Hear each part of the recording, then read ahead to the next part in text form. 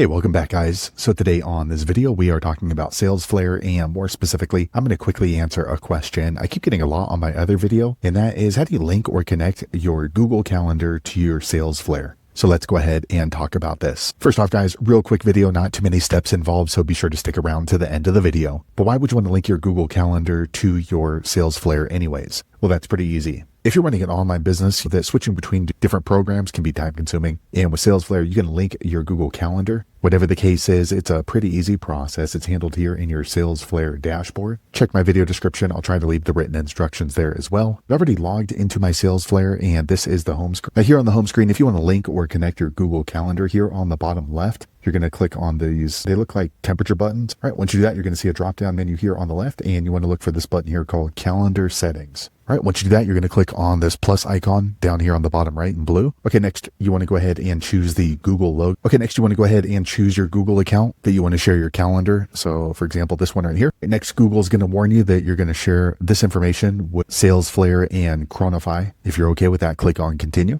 All right, next you want to go ahead and choose the permissions and then click on, okay, quick second later, the page refreshes. Now you can see my Google Calendar is now connected to my Salesflare, so they can both share information. So there you have it, guys. If you're wondering how to link or connect your Google Calendar to your Salesflare, that's the easiest way I know how to do it. If you know an easier way, be sure to leave a comment below. Let the rest of us know how you did it. Hopefully you found that video useful. If so, click thumbs up or maybe consider subscribing to my channel, and I hope to see you on the next video. Thanks again for watching.